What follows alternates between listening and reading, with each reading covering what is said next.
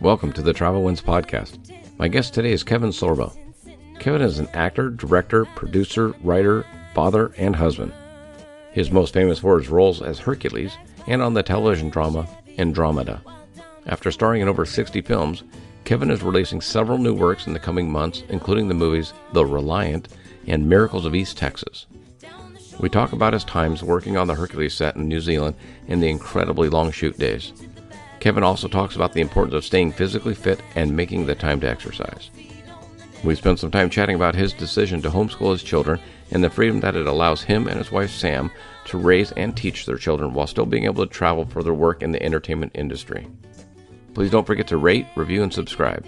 Let me know what you think and share your own travel win using the hashtag #TheTravelWins. Super excited. Thank you for your time. I know you're busy traveling and all that, which is kind of what we do. Just out of curiosity, how many days are you on the road per year for your work? You know, I'm probably with appearances and movie shooting and doing PR for it, probably 7 to 7.5 months a year. I don't think people would understand or actually think about that. You know what I mean? It's a little too much. Yeah. But you've been very fortunate. I did some research on you, and it's nice that you get to homeschool your kids. We do. So a lot of times when I do like 3-day trips or something like that, I always take one of the 3 kids with me. And of course, when I go film my movies, the whole family comes with. So yeah, we're on location anywhere from 4 to 6 weeks for each movie. You know, independent movies don't take 3 years to shoot like an Avatar. So yeah, people are all surprised because I think they're so used to these big budget movies, these $300 million monsters that come out that take 1, 2, 3 years to film. And I say, well, Clint Eastwood did a movie called The $1 Billion Baby, the boxing movie, and they shot that in 27 days. And that won Best Picture and Best Actress and Best Supporting Actor. So you don't have to be shooting high visual effects to put out good movies. Well, it seems like the longer shoots are a lot of it is the editing or CGI and that kind of work. Yeah, no question. That's just the pure acting. That's the beast behind it. No, yep. And like I've noticed, you have I guess it's out now. Is the Middle Texas movie? Miracle in East Texas. That's a movie that I directed as well as acted in. We got a great cast. We got Lou Gossett Jr. We got John Ratzenberger. We got Tyler Main. My wife Sam Sorbo is in it as well. It's a true story set in 1930 about 2 con men that would woo widows out of their money in fake oil wells, and they actually strike oil. Trouble is, wherever they go, they sell 500% of the shares to con people. But now they're in trouble because they end up in jails. But it's winning all kinds of awards at film festivals. It won't be in theaters until next spring. Okay. And but we're still looking for that P&A money. It's called prints and advertising, and people don't realize you got to spend money to get into every screen you get it on across the country. So we're trying to raise $2 million for that, but we're getting close. We're meeting some good people, and people think $2 million is a lot of money in this industry. The $2 million isn't even catering on Pirates of the Caribbean when they shoot a $300 million movie. So I know. But I think I like to say that I do movies that have good messages. That they're good family movies. And I think Hollywood's missing a beat on a lot of those. And this is a wonderful, wonderful movie. And it's been at the film festivals, winning all kinds of awards across the country. But my newest movie is out October 24th, a week from today, actually. It's called The Reliant. People should go to thereliantmovie.com. It's a action movie that deals with the economic collapse of America when the dollar totally falls away and there's rioting everywhere and banks are overrun and people start looting and it's Crazyville. So I hope people check it out. If they go to thereliantmovie.com, they should check it out. You just made me nervous. I'm like, oh no. I started thinking about all that. I was like, oh no. It could happen. Oh yeah. It was ugly enough in 2007. It sure was. And I don't think people know how ugly it could have gotten. But it's true. Yeah, it was bad. The East Texas movie you filmed in Canada though. We did. Yep. And I noticed like a lot of the movies and TV shows you're filming in Utah, Louisiana. You're all over the place outside. And I don't know if people realize that not everything's made in Hollywood or California. Well, California's not even close.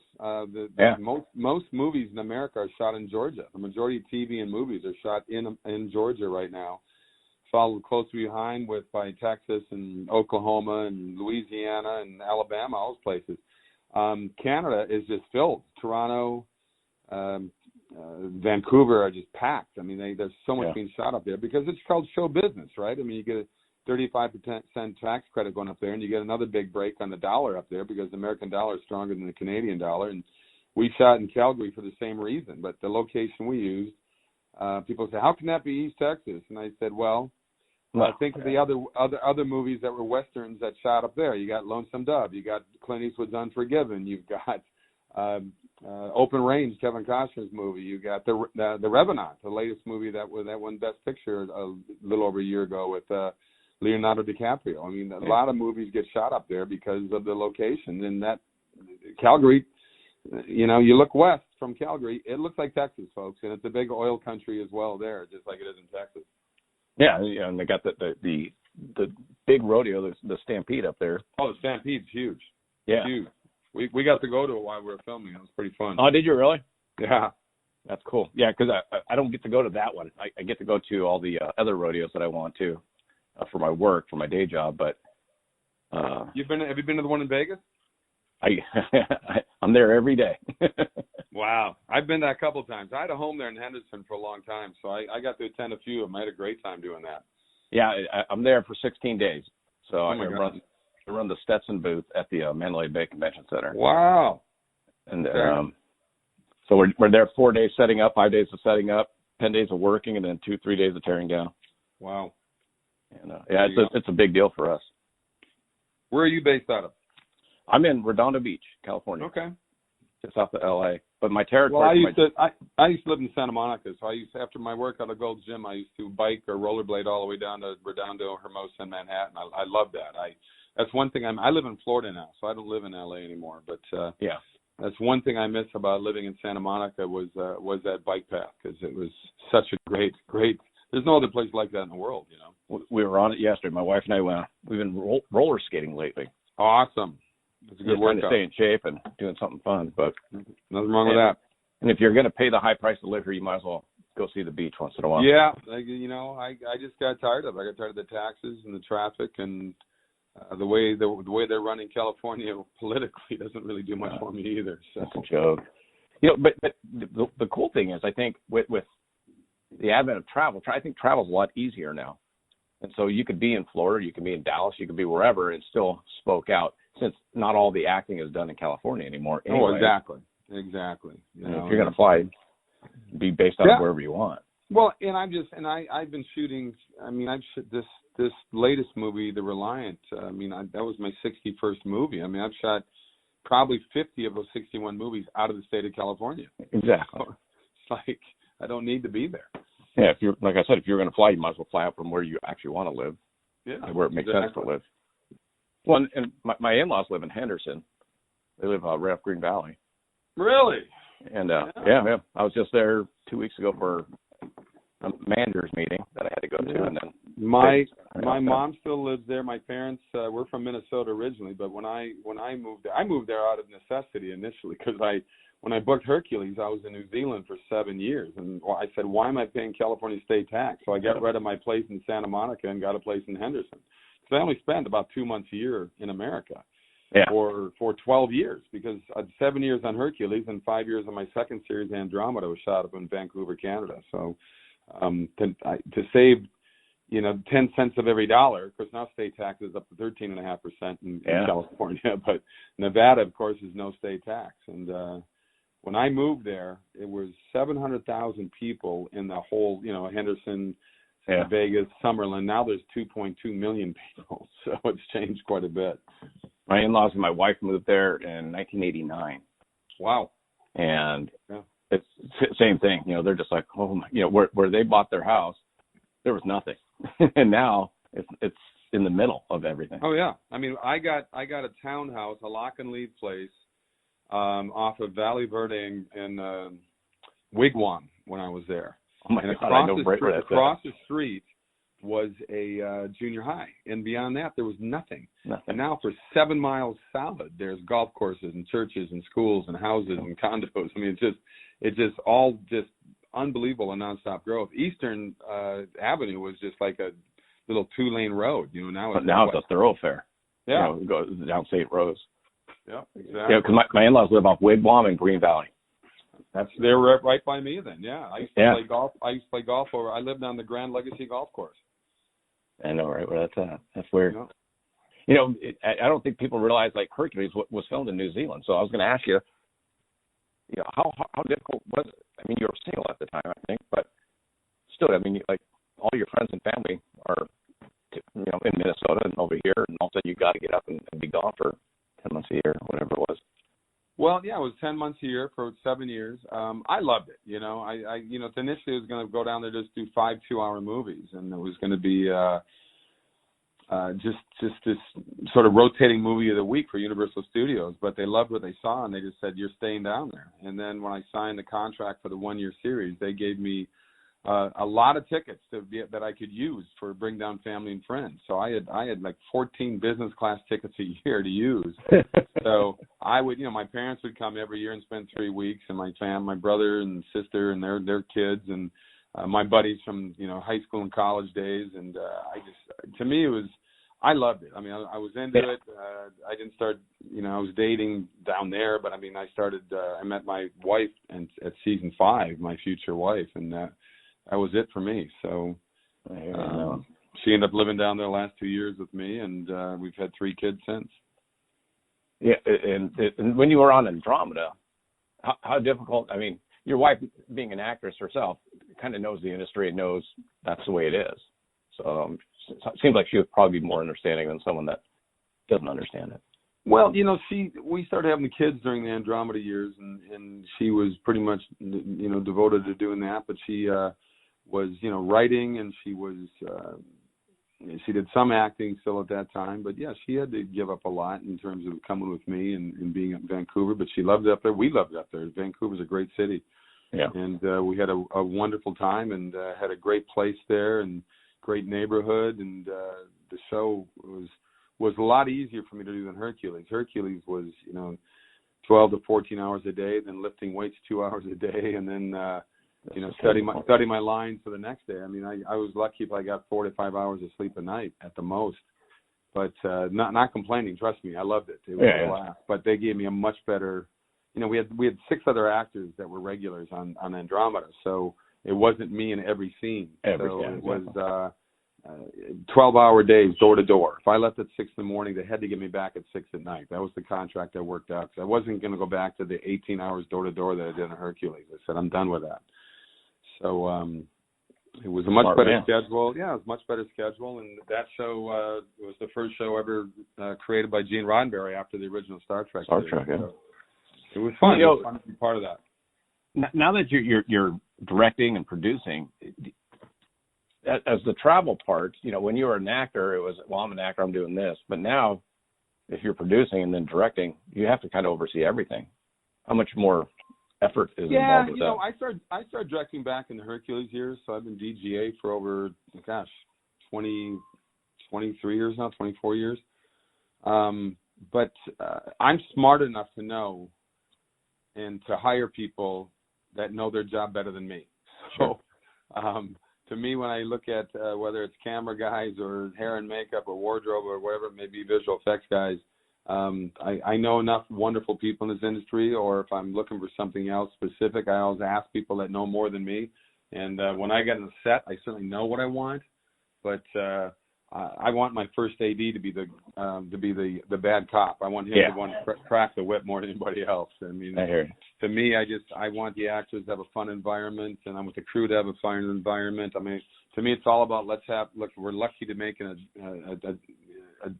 having a career in this industry. Let's have a good time doing it instead of whining and complaining if our days are going bad. I mean, we're very blessed to be in an industry that people get involved in on either side of the camera because they want to, you know. Oh, yeah. When somebody says, well, I just going to fell into acting, oh, BS. Don't give me that. You wanted to be an actor, you know. I mean, it's like people that want to operate cameras, they want to be on the sets. They like it. They love the industry for a reason. It's one of the few industries out there where when people jump on board, they do it because they want to be in that particular business. It's interesting because living in LA, I see the shooting. They were just shooting something at the Redondo Pier for in a 30s movie. Everyone was dressed up in 30s period outfits. But you see it all around. And like you just said, the people I've talked to, they go, hey, it's hard to get in, but when you're in, it's great. Yeah, it is hard to get in. It's just there's so much competition out there. There's competition on everything, certainly. Yeah, I mean, I'm not talking acting. I'm talking photography, grip work. No, I'm talking both sides. It's tough. It's you got to hit the pavement no matter what you want to do in the industry. You got to intern a lot maybe and get under the wings of somebody who's been in the business a long time. But yeah, you got to put your time in. There's no question. I did the last season of the OC down in your neighborhood, down at the Raleigh Studios in Manhattan Beach. And that was the set right next to us was the Boston Legal series, and I know Shatner pretty well, and Bill D'Elia, one of the producers of it. Bill and I did a pilot years ago before Hercules. That never got picked up, unfortunately, but we had a good old time, and it was beautiful studios there. Yeah, they actually were filming. I went there for my old life was commercial real estate, and before the crash of 2007. And we went to Raleigh Studios, and they were filming, I want to say, CSI in Miami. And I'm like, and then, I'm looking at on the set, and they have palm trees and all that. It's like it's all indoors. Yeah, it's true. It's like okay, it's not really filmed in Miami. The magic of the movies, man. Yeah, that's the beauty of it, I guess. When did you have talks with Sam, your wife, about homeschooling when they were being born, just because of your schedule, or was it something that just kind of came about? Well, I had friends in Minnesota that have done it, and Sam was always interested in it for sure. And I think one of the reasons why we got out of the Westwood area when we finally did move back to LA, we moved up to Thousand Oaks because that area was supposed to have better public schools. But we learned very quickly that that really wasn't the case. They were better, but they still weren't that great. So we decided to homeschool, and also that my travel schedule was certainly instrumental in it as well. But my wife is certainly a homeschool advocate. She wrote a book called "They're Your Kids," and she does speaking events across the country now. And it's one of the fastest growing segments of education in the country. California, if you remember, about 5 years ago, tried to outlaw it because homeschool kids were doing so much money better. away. Oh yeah, they're doing so much better than public school kids, and you can't have that. I mean, we want all the kids to be as dumb as possible, right? I mean, I think also, my daughters are 24, 25, so they're out of college and all that. But it was the same. It's like they're in it for the money. I mean, the school boards and all, I know they say they want to, raise your kids. Yeah, but I'm still paying taxes. So I don't think homeschool kids are taking money out of the pockets. I don't know. Maybe I'm wrong there. But well, what happens? I'm still paying my 13.5% to the state of California. So I just think they don't want to be. They don't want the truth out there to show how pathetic our public education is.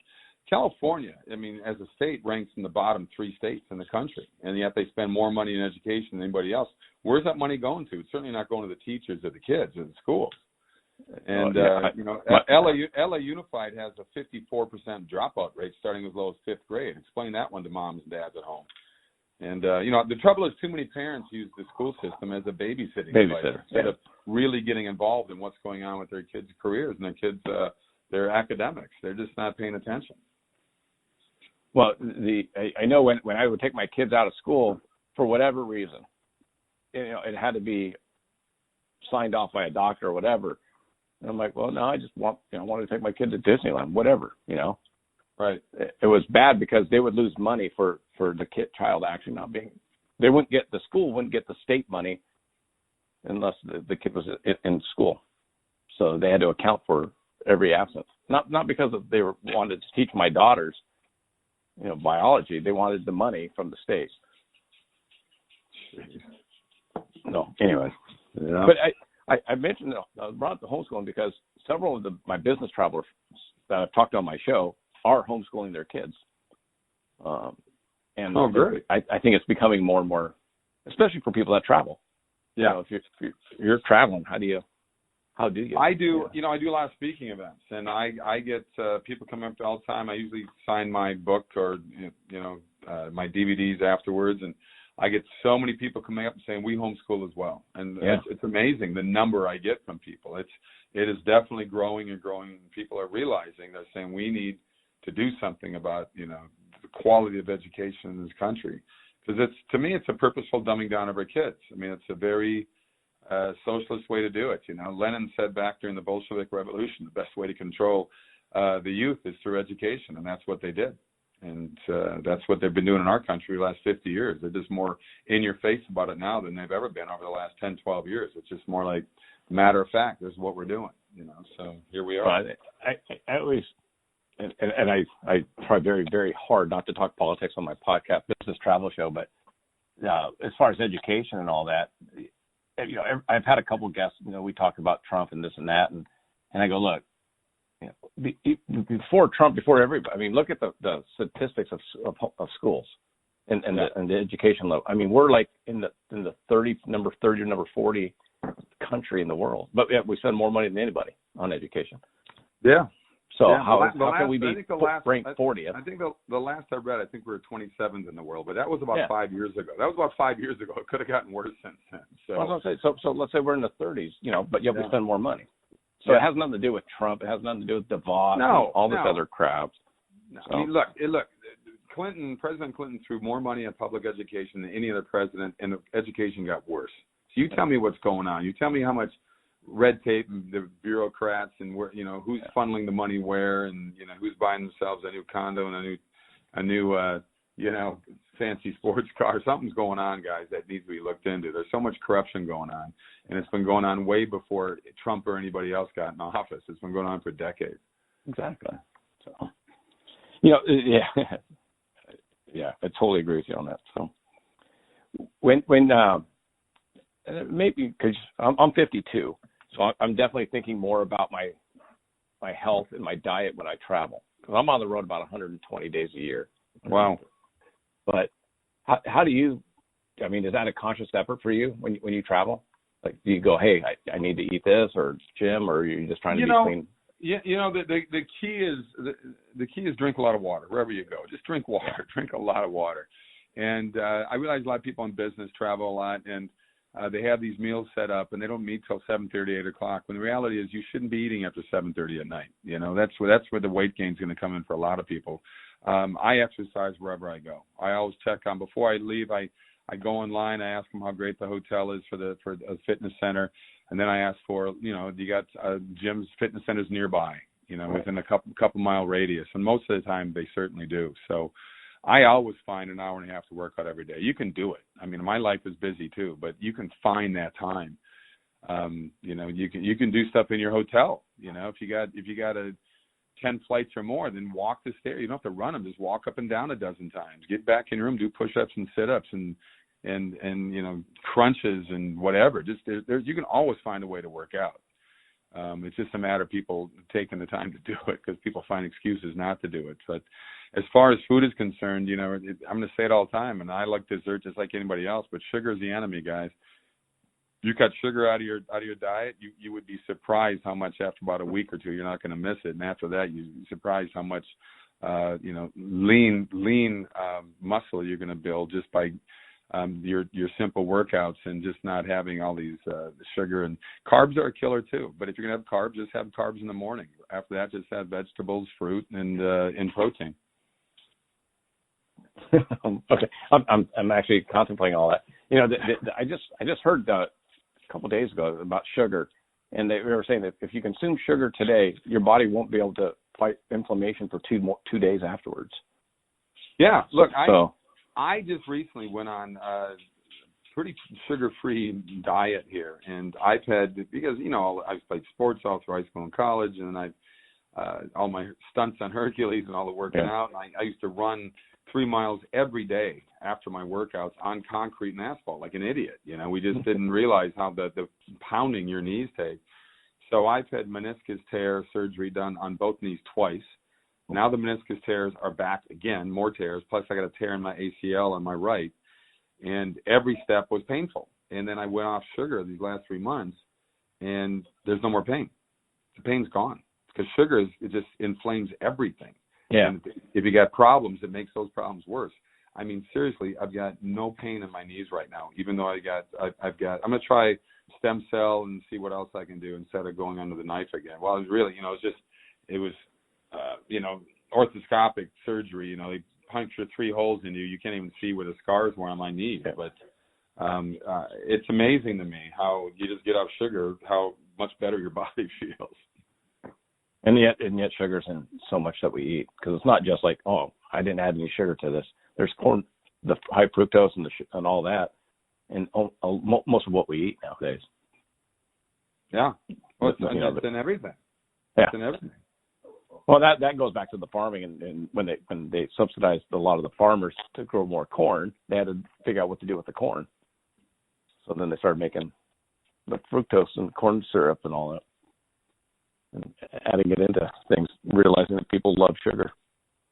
Yeah. So, yeah. So I mean, that's all the fun of traveling, I guess, is a lot of people about exercise and then diet is a really key thing. And I like what you said, because that's a pretty simple thing. Like if you're gonna eat carbs, eat them in the morning, and then just stick with your vegetables and fruits and protein afterwards. That's I'm not the best vegetable eater, but I mean, I'll do spinach and I'll do salads and things like that. But for other vegetables, I mean, I can juice them. I got a juicer that's amazing. You can throw your kale and your cucumbers and turnips or whatever else. And I'm doing the same thing now. It's crazy. I just started juicing about 2 years ago. 2.5 years ago.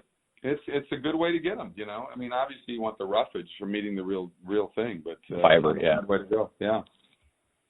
Well, excellent. So, what is I guess I'll end it with this. How do you fill your time when you're traveling so much? I mean, I know Sam and your kids travel with you quite a bit, but like, do you listen to music when you're traveling? Watch movies? Are you working? Usually on airplanes, there's 2 things. I either read the latest book I want to read, or I'll catch up on movies, because I really don't go to theaters that much. I just don't have the time. Yeah. And so, I mean, if I watch TV, it's usually sports.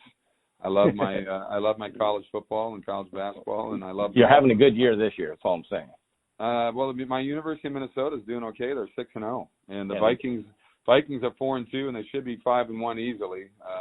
Any Packer fans out there, you guys got lucky against us. So we'll see what happens when you come back to Minnesota later this year. But the Gophers are their schedule's getting a little tougher the next 4 weeks. It is. I think there's a good chance they can go at 8-0 and they meet up with Penn State, and that should be interesting, because what I do like, what I see in the Gophers, is their offense and defense is really getting better with each game. And so we'll see what happens. Yeah, I mean, they got some top. They got Wisconsin the last game of the year. I mean, they got some brutal games coming up. But I think it's Penn State, Iowa. I'm a Penn State fan, so. Oh, there you go. They'll meet in about 2.5 weeks.